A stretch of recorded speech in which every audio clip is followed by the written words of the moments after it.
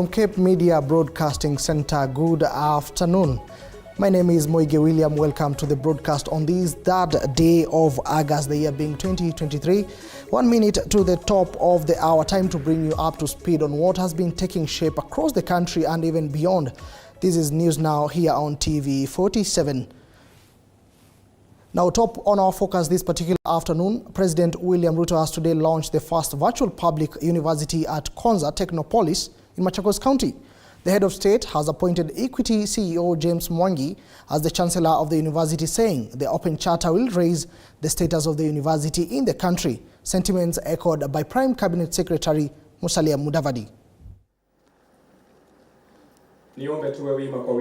Whereas the Cabinet Secretary for Education has submitted the charter to me with recommendations thereon, and whereas Parliament has approved the establishment of the said Open University of Kenya in accordance with the requirements of the Universities Act 2012, and whereas I, William Samoei Ruto, President and Commander-in-Chief of the Defense Forces of the Republic of Kenya, am satisfied that the awarding of charter to the Open University of Kenya will be of benefit to the advancement of university education in Kenya. Now, wherefore, by this presence, be it known that in exercise of the powers conferred upon me, sure that we move forward. Technology is one of the planks, key planks or pillars in the plan, the President's plan. It is driving Konza. It is indeed driving this university. And it has now opened the doors where the reservoir of knowledge has been broadened, literally, overnight.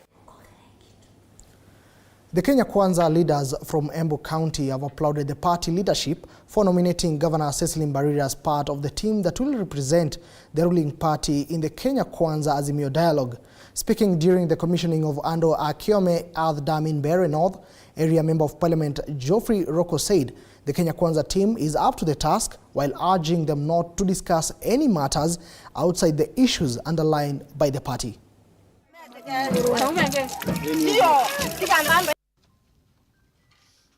I want to congratulate Governor of Embu, Her Excellency Cecily Mbarire, for her appointment to be in that team which is going to negotiate with Azimio team.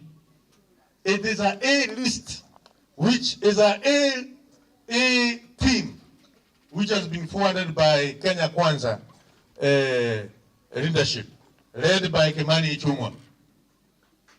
These are very decisive leaders. Kama ni mambo ya kuongea, tuongee maneno ya IBC. Kama ni mambo ya kuongea, tuongee maneno ya two-the gender rule, ili akina mama, women of Kenya, they be accommodated in all levels of leadership. Now let us shift gears. Africa Climate Change Summit is expected to take place in Kenya between the 4th and the 6th of next month and will tackle issues to do with the debt payment to advise African countries from sinking into debt distress. The Cabinet Secretary for Environment and Forestry, Soipan Tuya, has confirmed that Kenya is in the process of finalizing preparation for the summit that will host at least 50 heads of state from different countries. The climate change development nexus. We will at the summit show the linkage between Africa's debt distress and Africa's inability to have sufficient capital wiggle room to conduct adaptation and mitigation interventions for climate change as a result of debt. The Africa Climate Summit will make proposals to have multinational development banks reconsider how they deal with Africa's debt to avoid African countries and countries in the global south from going into debt distress. Africa will be proposing a new global climate finance architecture that will be timely, responsive, and at scale in helping conduct global climate change interventions. And this will involve discussions around the lopsided risk factor parameters applied in the current funding towards climate action and development. The summit is fashioned more as a trade and development summit, with Africa's resources and opportunities at the fore, with Africa being the global solution provider on climate change because of its vast. And now, listen to this. Narok residents can now breathe a sigh of relief as gas prices reduced by 500 shillings. A 13 kg cylinder can now be filled at 2,500 shillings, while a 6 kg cylinder goes for 1,000 shillings. The residents say they are elated. However, they want the price to reduce to less than 1,000 bob, as promised by President William Ruto during his campaigns, citing harsh economic times. The reduction of prices comes 2 months after President William Ruto announced the removal of tax levied on gas to eliminate the use of wood fuel. Residents are also appealing to the government to reduce the price of basic commodities. Saa ile kitu iko gasi mkubwa alisema itateremshwa, iliteremshwa kiasi, lakini sasa sida imeteremshwa, unga iko juu. Wananunua na hii mtungi walikuwa wananunua na 1,600, sasa hii imeteremka. Sasa hii tunahusia customers na 1,000. Alafu hii kubwa tunahusia na 1,300. So tunashukuru serikali ya William Ruto kwa kutupunguzia gas. Watu customers hata wameongezeka kulingana na fenye waliteremsha bei ya gas. Tumefurahia kwa hii serikali kwa sababu imeteremshia gas. Kuongelea mambo ya gas, jameni serikali, mlituahidi gas itafika shilingi 500, shilingi 400. Kwani ni usemi ya mdomo peke yake? Sasa tunaomba serikali itusaidie, ishukishe mambo ya gas. Hata ikifika hata kitu 900 ama 800, hapo at least itatusaidia sisi wananchi wa kawaida, pia sisi tuweze kuafford, unaona. Well, some good news there for the people of Narok County. All right, moving on. Persons with disabilities in Mombasa and the Coast Civil Society Network for Human Rights have jointly handed over a petition to the county woman representative Zamza Mohammed. In the petition, they are lamenting over lack of access to government buildings. They say majority of public buildings have not complied with the law that requires them to install lifts or ramps for people with disability. Receiving the petition, which will later be tabled before the National Assembly, the county woman representative decried discrimination of persons with disabilities, calling upon the government to ensure their rights are not violated.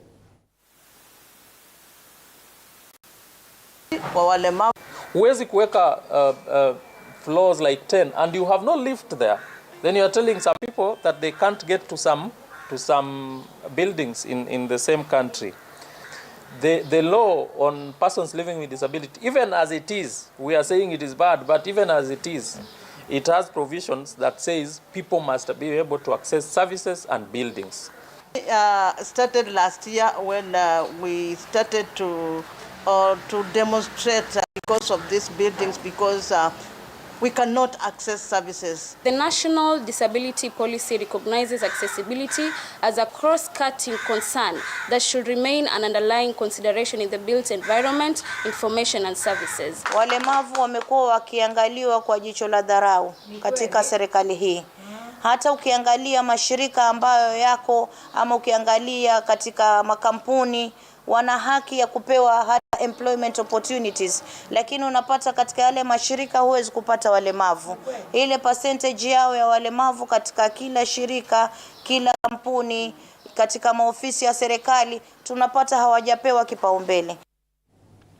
An important discourse there, right?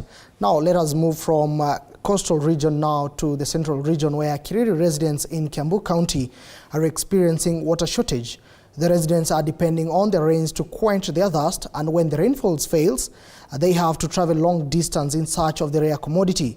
According to majority of residents, despite having leaders at all levels, they have failed to address the situation. They are now urging the government of Kiambu, led by Governor Kimani Wamatangi, to intervene to ensure they have access to water.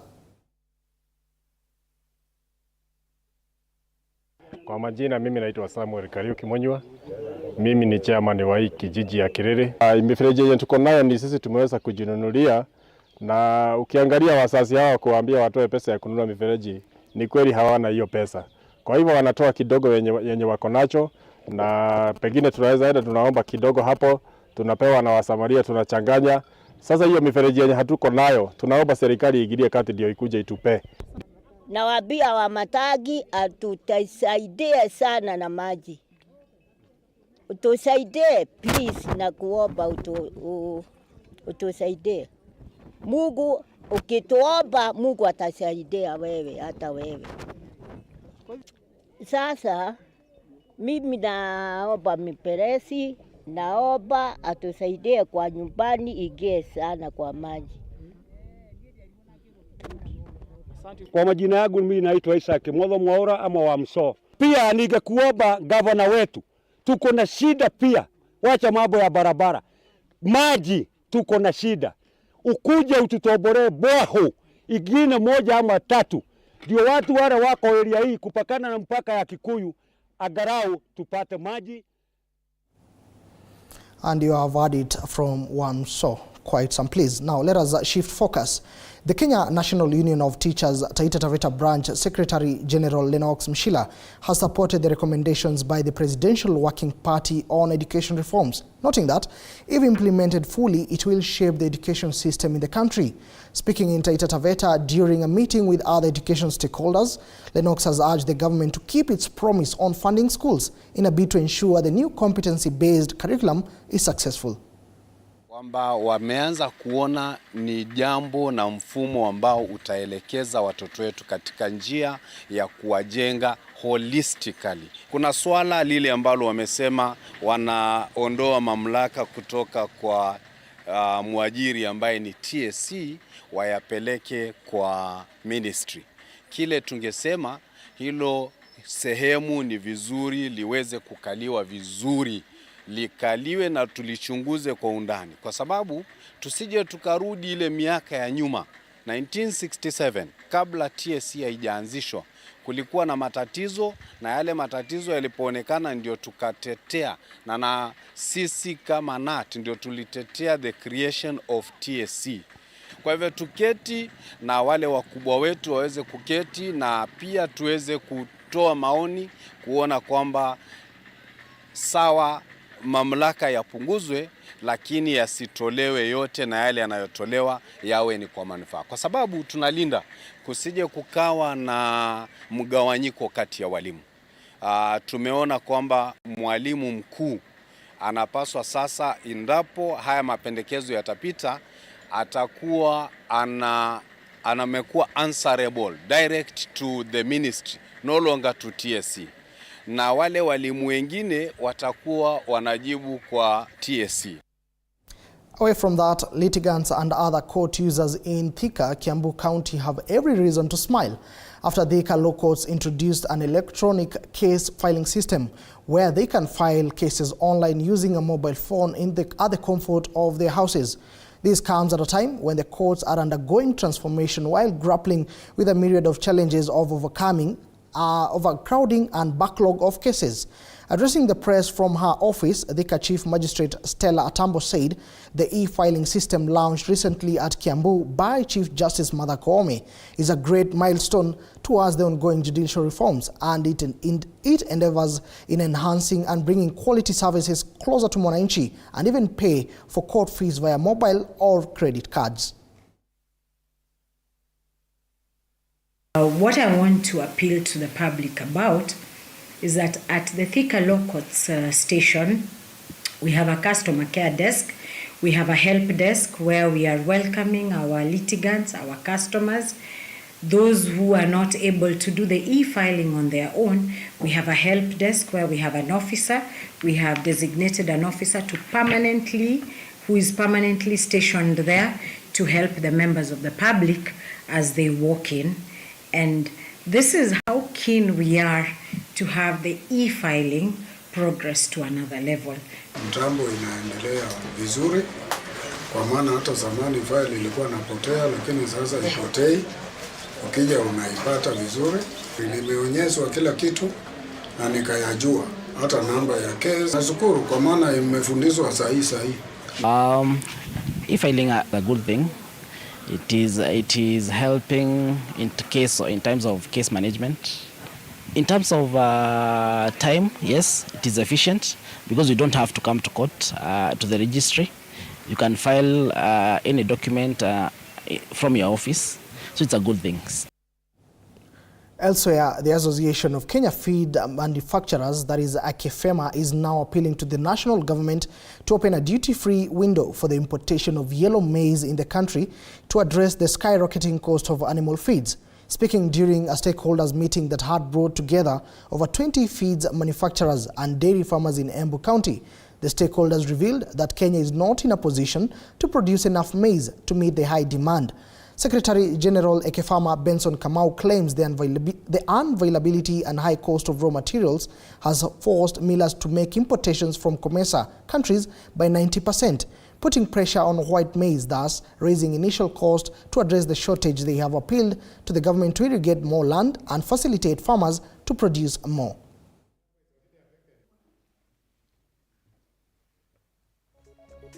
There's competition between yellow maize and white maize. White maize for human consumption, and if the feeds processors are competing for the same white maize as a human food, then it puts pressure. So the hope is that the current waiver on importation of yellow maize will continue, so that the pressure on white maize can reduce and the prices can come down. What I may say is that if we are serious about buy Kenya to build Kenya, I think the government need to be a real facilitator of what goes on in the livestock industry. What we know is that we import almost 90% of everything used in the animal feed processing and production of the feeds of the animal. To address this, we've been approaching the government, for one, to help us get out of the competition between human food and the animal feed. You cannot produce animal feeds without using energy source, and our main energy source comes from the grains. And therefore, if at all we cut on grain production, it means we are not in production. The youth have been urged to engage in constructive activities like arts and sports instead of indulging in criminal activities and other vices like drug abuse and prostitution. Addressing hundreds of youth in Thika, Kiambu County, where they were exhibiting their talents and sporting expertise, Director of Youth, Talent and Innovation from the Ministry of Youth and Sports, Cornelius Obagi, said overindulgence in drugs by youth from Mount Kenya region limit their abilities to make it in life. Obagi said that through the Talanta Hela initiative, a national ecosystem that harmonizes different youth talents with an aim of monetizing them, many youth can make a living from talents and sports. He added that arts and sports have become some of the highly paying careers that the youth should embrace. You know, youth are faced with many issues, and at the community level, we have designed programs to ensure that they come on board, they are taken on board, to avoid such a kind of vices like alcohol, sim and drug taking and so forth. And the government has established so far offices countrywide in the sub-county level, constituency level, regional level, where we have officers dedicated for this program. And these are called youth officers who coordinate all the aspects of youth to ensure that the government agenda is realized. And in this case of talent development, we already have a national master plan for youth talent development, which is implemented from the ward level.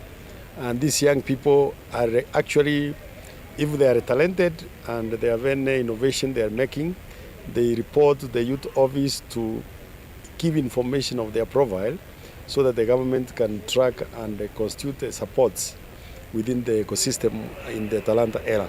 Hii program kama ofisi ya mheshimiwa tutaisupport nikiwa mwenyekiti wa CDF.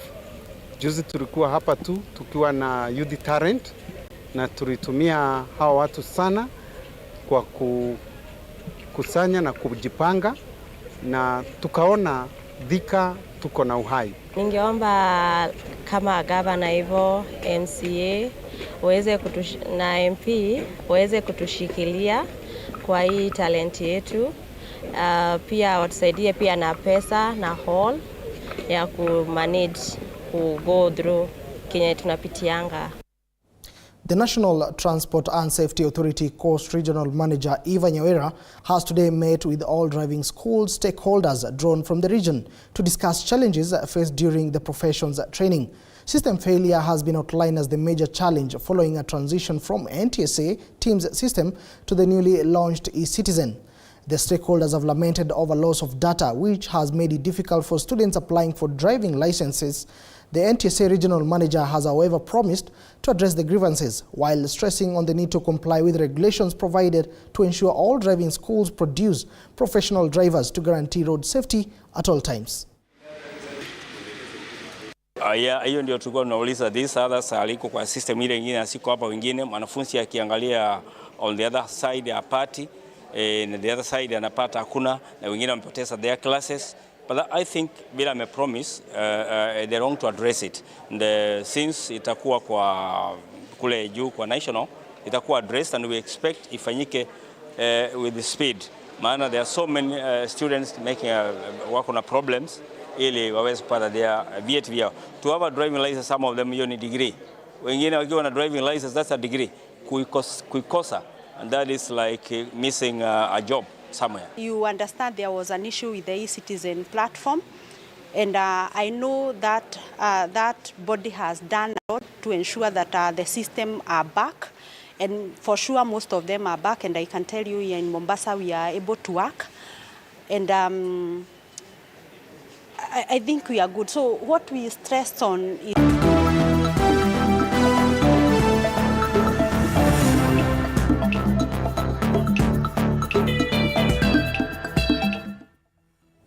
now time to bring you up to speed on matters sports. The first batch of the team representing Kenya at the 7th Commonwealth Youth Games has arrived in Trinidad and Tobago, where the competition will take place from 4th to 11th August. Kenya will be represented by a total of 38 athletes in 7 sports disciplines at the Youth Club Games. The teams have had a 2 weeks residential training camp with cycling, girls rugby, para-athletics and athletics based at Kasarani Stadium, while beach volleyball, triathlon and swimming were based in Kilifi. Nafurahia kwa kufika Trinidad Tobago. Flight imekuwa poa na tumefika salama. Natarajia matokeo yenye tutaanza hiyo race on date 5. Natarajia kushinda. Yeah, podium. Ndani yetu tumeiona na bili tumeipanga yenye tutakabiliana nao. Yeah, tumeona wengine wamejiandaa, wamekuja na vitu zao, vifaa zao. Yeah. What I'm looking forward to the games is a good start, and of course all eyes are on the medals, and we're really hoping and that the athletes will put their best feet forward and just get whatever we are here to get. Our goals are already set. We've had our trainings, we've had our preparation, so we are all set on the prize. All the very best to Team Kenya bag those medals. And the 9th leg of KCB East Africa Golf Tour will be held this weekend at the Lucius Par 73 Nakuru Golf Course.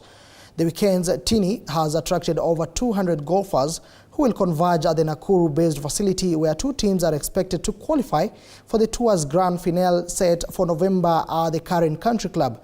Currently, 8 teams have booked a slot in the grand finale, with the latest entries coming from the 8th leg of the series that was held at the Nyeri Club last month.